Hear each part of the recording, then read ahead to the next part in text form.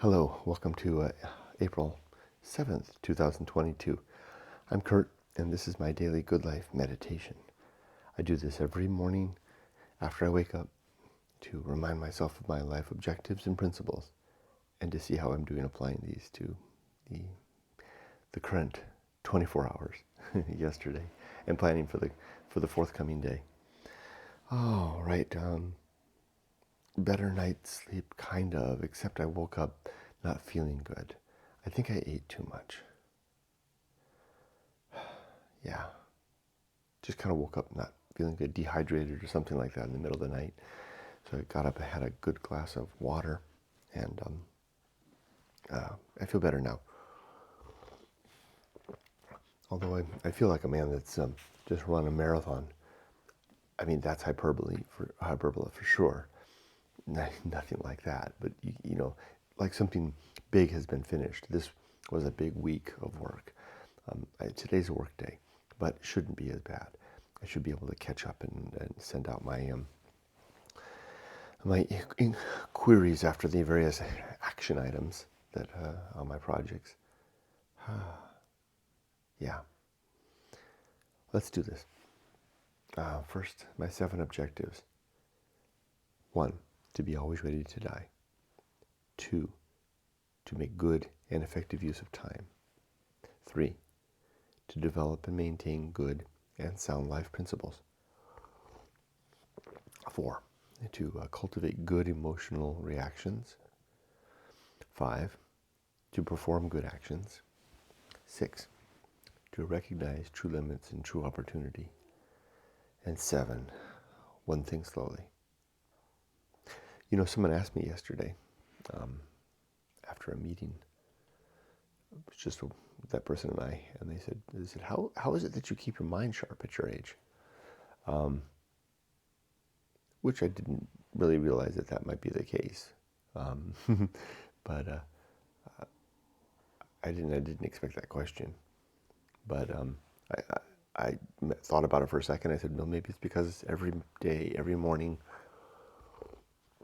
for now going on more than 4 years, I spend 30 minutes deliberating on how to best live. Maybe that's it. So maybe this endeavor is yielding more good than I thought. I know for sure that I am far easier now, far more able now to put on a good face, even if I'm a little bit struggling on the outside. I have my moments. I tend to falter more with my family, particularly my daughter. You know, she frustrates me sometimes because she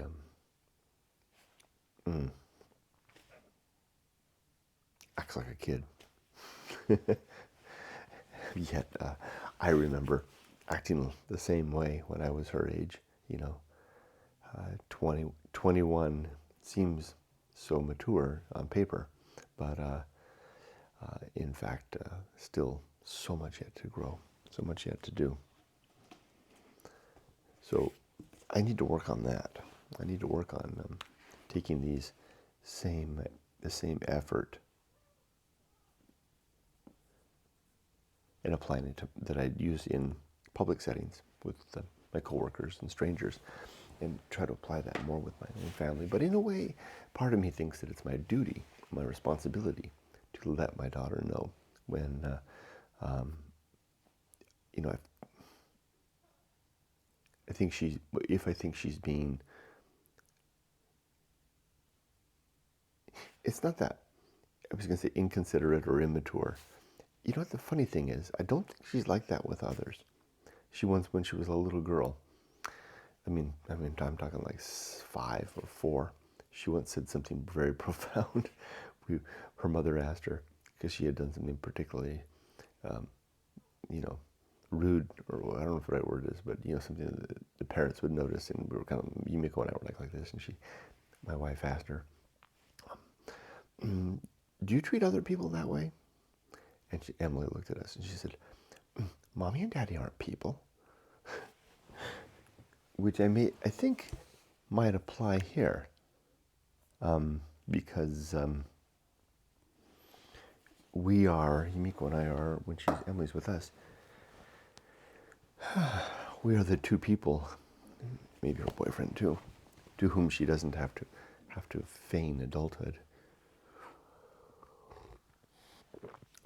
Because she does seem to get on very well otherwise. She does well at work. She's doing great in school, getting excellent grades. Self-asserting, takes self-starter, takes care of everything. You know, it's just with us, she's kind of sometimes seems like a kid. And part of me feels like it's my duty to point that out to her as a father. And sometimes I do that with a disappointed tone, or a you know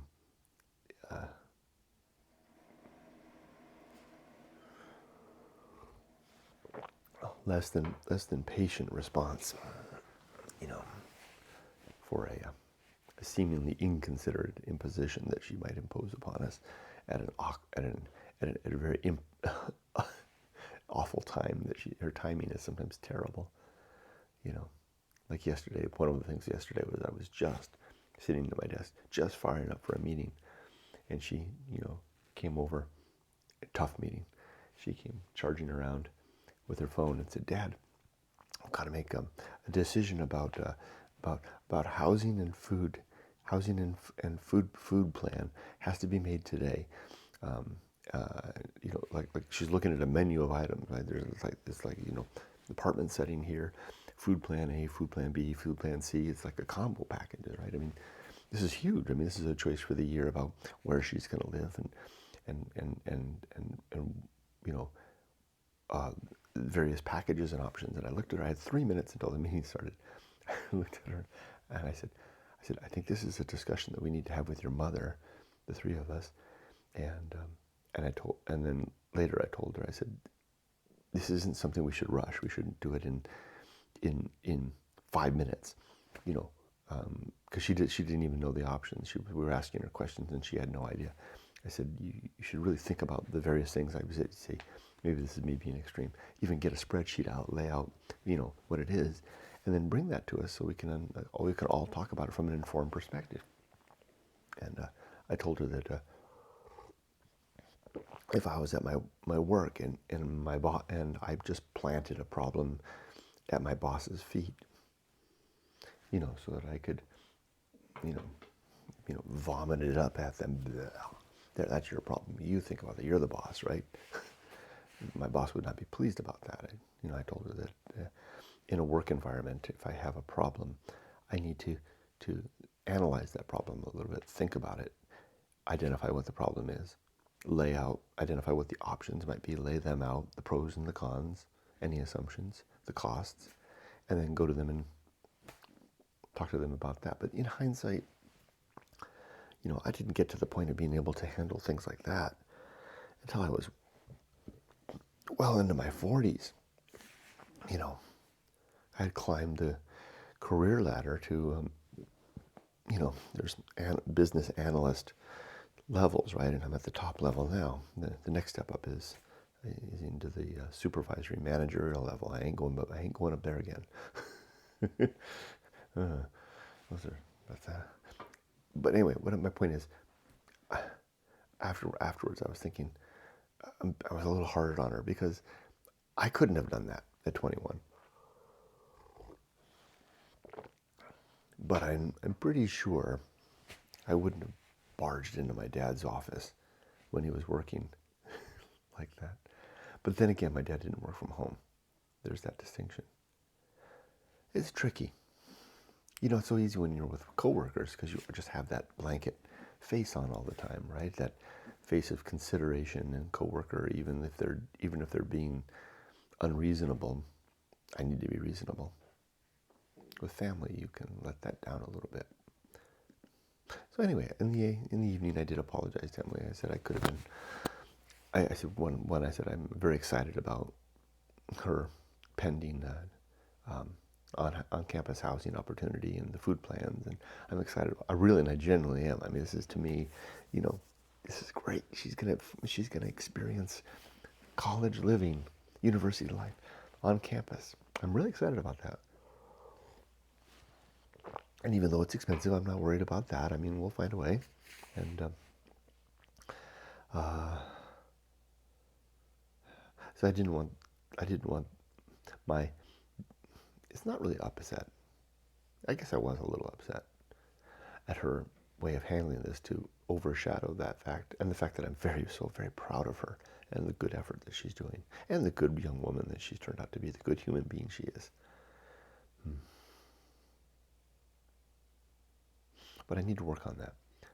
Good emotional reactions. I need to work on making sure I have good emotional reactions with my family, because I did, even though I didn't by any means, I don't think, get unreasonably upset. I certainly didn't yell or scream or throw a tantrum, but I was, from her perspective, I was visibly upset. And mostly it was the fact that, the timing, the fact that I was just wrapping my mind around the difficult meeting, and to have that thrown at me. But I could have handled that better, and I will. I'll work on it. And that comes back to the thing, why someone asked me at work yesterday, why am I seemingly always in control? Well, one, I'm not. And two, it's because I try so hard to anticipate the things that'll get me. Yeah, but that's it. Because part of what I do in this Good Life meditation, at the end of the meditation, I'll plan for the coming day. I'll ask myself what kind of things can happen through the day that are going to be challenges. And I like to use the word ambush. What kind of things are going to ambush me? Now, I didn't anticipate Emily ambushing me, but I do anticipate, for example, how I'll be ambushed. Not deliberately. Sometimes it's just circumstance, ambush by circumstance.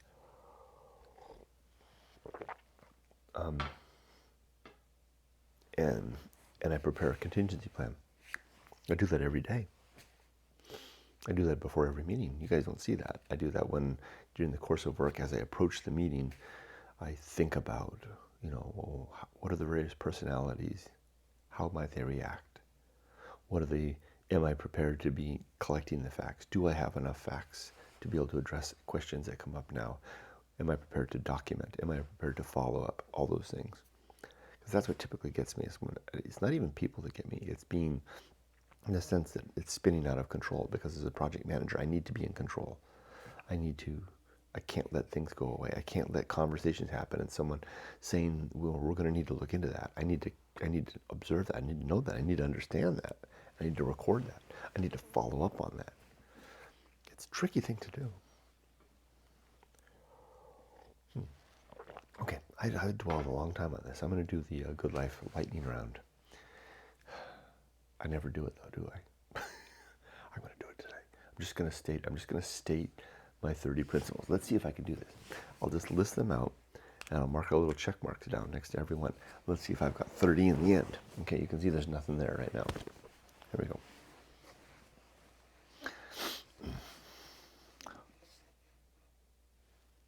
What's the first one? Oh, principle of war. Principle of reason. The homunculus. The Anchorhold. The home of good and evil. Atomic principle. Principle of nature. The pirate ride. Maturity. The social principle. Public speaking. Temperance. The horror show. That which must be borne. The Feast of Offal. Distraction. Agency in the great indifference. The best seat in the house. The path of wildness. The risk of avoiding risk.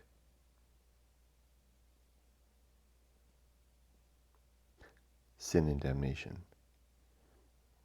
The great life adventure. The season of philosophy. The bullseye aim.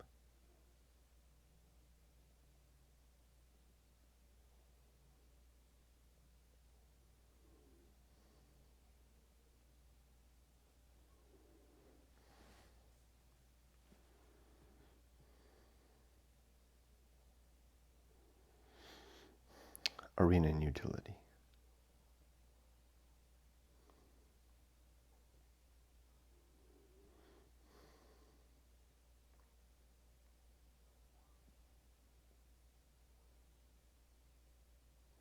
Nothing is enough. The principle of fun. Gee, I did an awful job. 27. I missed 3 somehow. Wow. I thought I was going to nail it. Wow. What did I miss? Well, anyway, I guess that's a little bit of good evidence about, the importance of doing one thing at a time and doing it slowly, huh? Okay. Well, that's that. Let's talk about the coming day. It's tomorrow's my Friday off. Looking forward to that. Having lunch tomorrow with my friend Hugh. I'm really looking forward to that. Love Hugh to death. And then, I wonder if he's going to treat me to lunch. He always treats me like a date when we go to lunch. He's a very gallant, gentlemanly guy, and he's Vietnamese, and we always go out for Vietnamese food because we both like it, and he's a gourmet, and he speaks Vietnamese. He was born there, and so when we go to the restaurant, I'm like a 1950s date, right? I'm like, well, we'll have whatever you want, Hugh. And he just goes nuts, talking to the waiter in Vietnamese. We're gonna have, and for the gentleman, he'll have this and that, and we'll start with appetizers, etc. And so how the hell are you doing, Kurt? And food just comes, and it's like chicken feet, and because he likes to see my reaction. So and then he always pays. Like I told you, he's like, it's like a 50s date, right? And he doesn't even expect me to put out. So I mean, it's the perfect date, right? But I have been able to sneak in a couple of times to pay. I wonder if we'll be able to go. He'll let me do it tomorrow. He always sneaks in somehow. Like the waiter will come by and he'll slip his credit card. The waiter will come down the aisle, right? And Hugh will like have his hand out, and the credit card will poke out like this, and the waiter will come by. And I didn't see that happen, right? Anyway, it's the first time I've seen him since before the pandemic, since before I left and went to Ventura. I'm really looking forward to that. I always love seeing Hugh. And then I'm going to try that thing with a credit card, but my luck, I'll force the credit card out to some stranger leaving the restaurant, right? And they'll take my card and off they go. Today, I think I have 4 meetings today. I think I have just about all the major issues intact. We don't have the meeting set up that I need to have set up for next week. We do. So I need to work, pardon me. I do need to work with a vendor PM to get that set up. I did. I sent that to her yesterday. Granted, we had some problems on our end. Kind of major issue to get set up with a technical person on the vendor side. Today's a day of follow-up, except for one important meeting. We've got a branding meeting discussion, but the vendor's really in charge of that one. Today's a day of follow-up. Yeah. Let's do it. Have a good day. Be safe, but not too safe.